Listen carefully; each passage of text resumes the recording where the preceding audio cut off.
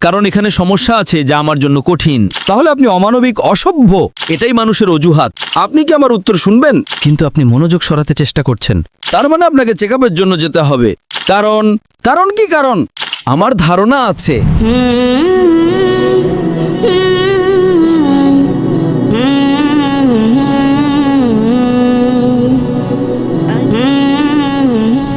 শুভ সন্ধ্যা doctor Zakir.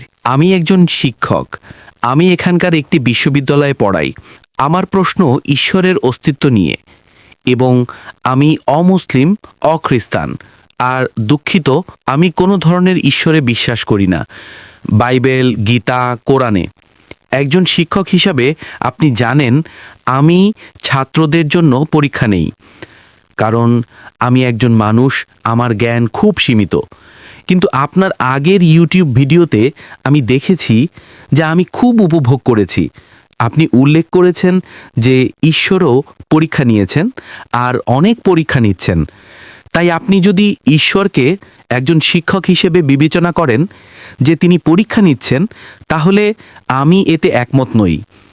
কারণ আমরা মানুষ হিসাবে অবিচার, সংঘাতের মতো মানবিক সমস্যায় ভুগছি। আপনি আমার চেয়ে বেশি জানেন, অনেক বেশি। এই পরীক্ষার জন্য আপনি জানেন মানবতা কষ্ট পাচ্ছে। তাহলে কেন এমন? এটাই আমার প্রশ্ন। ভাই, দুইটি অংশে একটি প্রশ্ন করেছেন। প্রথমে তিনি বলেছেন যে তিনি একজন শিক্ষক এবং তার ছাত্ররা কতটা ভালো তা জানার জন্য তাকে পরীক্ষা নিতে হয়। সর্বশক্তিমান আল্লাহ, তার কাছে সমস্ত জ্ঞান আছে, তাহলে তিনি কেন পরীক্ষা নেবেন? তার আগে থেকে সবকিছু জানা উচিত। প্রথম বিষয়। এবং দ্বিতীয় বিষয় হলো, যখন আমরা পরীক্ষা দিচ্ছি তখন এত অবিচার এবং মানুষের কষ্ট কেন? ঠিক, প্রশ্নে একটি কিন্তু দুটি অংশ। প্রশ্নের প্রথম অংশটা হলো, যদি সর্বশক্তিমান আল্লাহ সবকিছু জানেন তাহলে আমাদের কেন পরীক্ষা দিতে হবে? আল্লাহ কোরআনে সূরা মুলক অধ্যায় 16 আয়াত 2 বলেছেন, আল্লাযী খালাকাল মাউতা ওয়াল হায়াতা, যিনি মৃত্যু এবং জীবন সৃষ্টি করেছেন তোমাদেরকে পরীক্ষা করার জন্য যে তোমাদের মধ্যে কে কর্মে শ্রেষ্ঠ। এবং অন্য স্থানে সূরা আল ইসরা আয়াত 13 আল্লাহ বলেছেন, প্রত্যেক মানুষের কর্ম তার গলায় বেঁধে দিয়েছি। আল্লাহ সবকিছু জানেন, তাহলে পরীক্ষা দেওয়ার কি দরকার?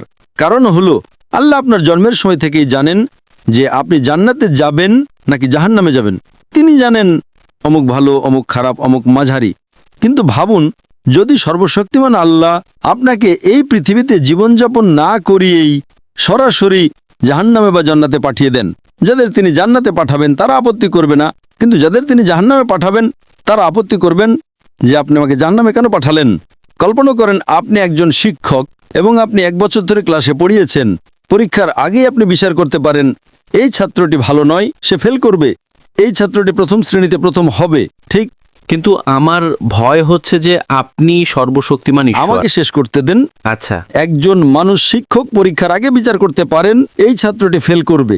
কেন? কারণ এই ছাত্রটি পড়াশোনায় মনোযোগী নয়, সে পড়াশোনা করে না। শিক্ষক পরীক্ষার আগে ভবিষ্যদ্বাণী করতে পারেন এই ছাত্রটি প্রথম শ্রেণীতে প্রথম হবে, এই ছাত্রটি দ্বিতীয় শ্রেণীতে, আর এই ছাত্রটি ফেল করবে। আচ্ছা, যদি শিক্ষক বলে, ঠিক আছে, এখন আমরা পরীক্ষা নেব না, আমি এই ছাত্রকে প্রথম শ্রেণী, ওকে দ্বিতীয় শ্রেণী, আর ওকে ফেল দিচ্ছি, অবশ্যই ছাত্র আপত্তি করবে। ছাত্র বলবে, আমি তো পরীক্ষা দিইনি। শিক্ষক ভুল করতে পারেন, কিন্তু সর্বশক্তিমান আল্লাহ ভুল করতে পারেন না। কিন্তু যখন সর্বশক্তিমান আল্লাহ আপনাকে পরীক্ষা না করিয়ে সরাসরি জান্নাতে বা কিছু লোককে জাহান্নামে পাঠিয়ে দেন, তখন স্বাভাবিকভাবেই আমরা আপত্তি করব।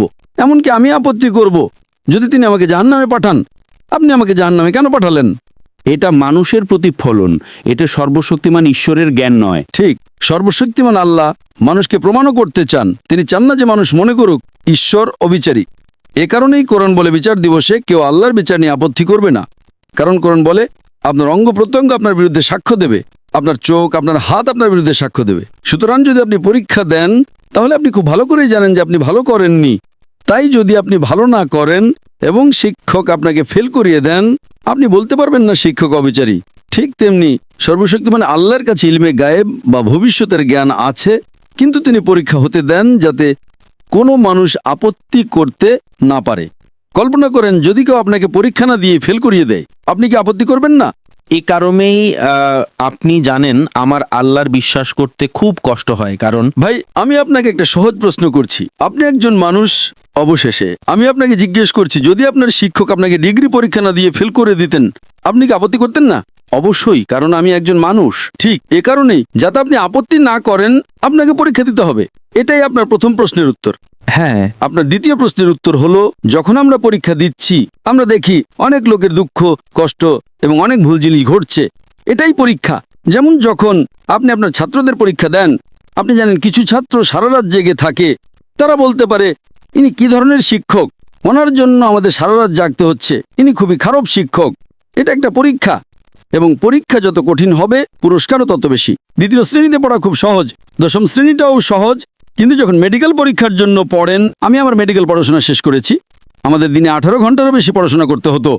এটা অনেক কঠিন। আমি বলতে পারি না, ঠিক আছে, ইনি কি ধরনের শিক্ষক, কি কঠিন পরীক্ষা।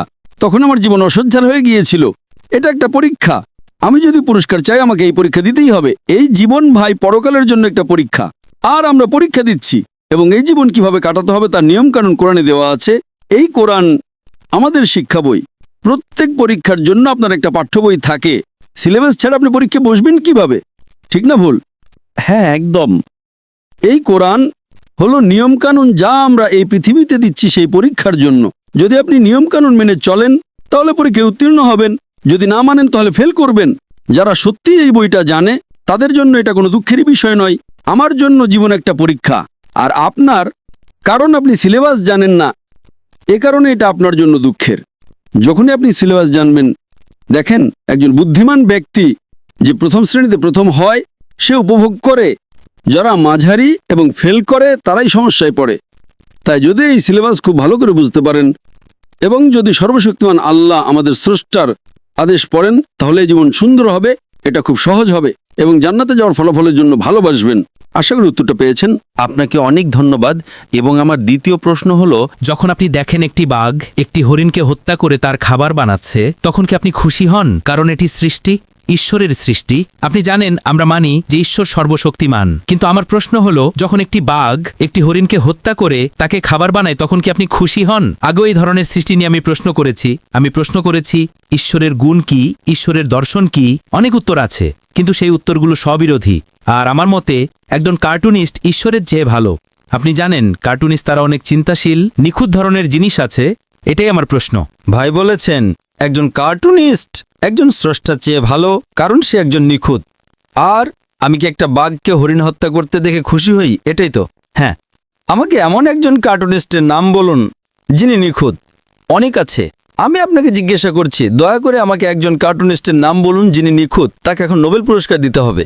যেমন টম অ্যান্ড জেরিতে সমস্যা ছিল, কিন্তু শেষে আপনি জানেন টম অ্যান্ড জেরিতে নিখুঁত কি আছে? এটা তো বিনোদনের জন্য, শেষে সবকিছু ঠিক হয়ে যাবে। টম অ্যান্ড জেরি কি নিখুঁত? আপনি কি মনে করেন টম অ্যান্ড জেরি নিখুঁত? হ্যাঁ, কার্টুনে অসম্ভব জিনিস সম্ভব করা হয়। তাহলে তো আপনার টম অ্যান্ড জেরির মতো দেখতে হওয়া উচিত। কোনো সমস্যা নেই। তাহলে আপনি টম অ্যান্ড জেরি হয়ে যান না কেন? আপনি ইঁদুর এবং বিড়াল হয়ে যান না কেন? আচ্ছা, আমার প্রশ্ন হলো, আপনি কি খুশি? আপনি কি ইঁদুর হতে চান? এটি নির্ভর করে। আপনি কি ইঁদুর হতে চান? এটি নির্ভর করে। আমি ইঁদুর হতে চাইবো না। এটি বুদ্ধিমত্তার উপর নির্ভর করে। যদি কোনো মানুষ আমাকে বলে সে ইঁদুর হতে চায়, তাহলে আমি একজন ডাক্তার, আমাকে তার মানসিক অবস্থা পরীক্ষা করতে হবে। আপনি কি ইঁদুর হতে চান? এটা নির্ভর করে। তার মানে আপনাকে চেকআপের জন্য যেতে হবে। আসলে আমার প্রশ্ন হলো, আপনি বলছেন টম নিখুঁত এবং জেরি নিখুঁত, ইঁদুর এবং বিড়াল নিখুঁত, তাহলে আপনি কি ইঁদুর হতে চান? দেখুন, যদি আপনি বুঝতে পারেন যে আপনি ভুল বলছেন, তাহলে আমি দুঃখিত বলবো এবং বিষয়টা শেষ করেন। যদি চালিয়ে যান, যদি ভুল করেন, একজন মানুষ বা ছাত্রের দুঃখিত বলা উচিত, নিজের ভুলের উপর অটল থেকে বোকা হওয়ার চেয়ে। আপনি কি বুঝতে পারছেন না? আমি এমন কোনো সুস্থ মস্তিষ্কের মানুষকে চিনি না যে বলবে সে ইঁদুর হতে চায়। আর আপনি একজন শিক্ষক, আপনি ইঁদুর হতে চান? আমি একজন মানুষ, ঠিক, কিন্তু আপনি কি ইঁদুর হতে চান? আমি বললাম নির্ভর করে। আরে কি নির্ভর করে? কারণ আমি একজন ডাক্তার। যদি কোনো মানুষ বলে সে ইঁদুর হতে চায়, আমি তাকে একজন মনোরোগ বিশেষজ্ঞের কাছে পাঠাবো। ঠিক না ভুল? যদি আপনার কোনো ছাত্র বলে সে ইঁদুর হতে চায়, আপনি কি তাকে একজন মনোরোগ বিশেষজ্ঞের কাছে পাঠাবেন না? সেটাও নির্ভর করে। আর আমার প্রশ্ন হলো, আপনি কি খুশি? আরে সেটাও কি নির্ভর করে? জি, আমি প্রশ্নের প্রথম অংশে আসছি। হ্যাঁ, আপনি কি খুশি যখন একটি বাঘ? আমি খুশি যখন একটি বাঘ একটি হরিণকে হত্যা করে। হ্যাঁ, এখন আমার মতে যদি এটাই নিয়ম হয় যে একটা বাঘ কিভাবে বাঁচবে, তাহলে আমি খুশিও নই, দুঃখিত নই। আমার ধারণা আছে আমি খুশিও নই, দুঃখিতও নই, কারণ এটাই তার বেঁচে থাকার উপায়। এটাই মানুষের অজুহাত। আমি সর্বশক্তিমান ঈশ্বরের চিন্তা প্রণালী সম্পর্কে জানতে চাইছি। সর্বশক্তিমান সুন্দর ও দয়াময় ঈশ্বরের চিন্তাকে যখন আমরা মানুষের পর্যায়ে নামিয়ে আনি তখন এটা একেবারে সীমিত মানব জ্ঞানের প্রকাশ হয়ে যায়। এর জন্য আমি দুঃখিত। আপনি একটা প্রশ্ন করছেন, আপনি কি আমার উত্তর শুনবেন? হ্যাঁ, আমি শুনবো। তাহলে উত্তর শোনার জন্য আপনাকে মুখ বন্ধ রাখতে হবে, কারণ এখানে সমস্যা আছে যা আমার জন্য কঠিন। যখন আপনি প্রশ্ন করেছিলেন কি আমি বাধা দিয়েছিলাম? ঠিক আছে, বলেন। আপনি একজন শিক্ষক, তাই আপনি মনে করেন সবাই শিক্ষার্থী। আপনি কি মনে করেন আমি আপনার শিক্ষার্থী?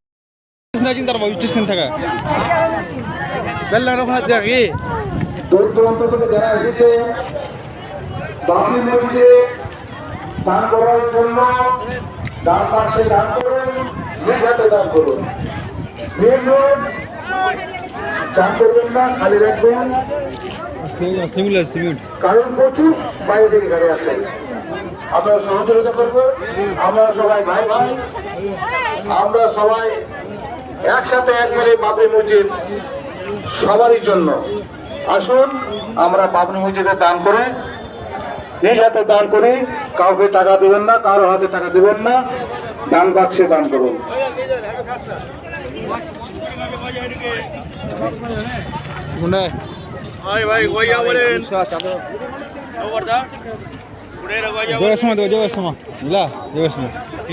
সময় দিতে যাবো।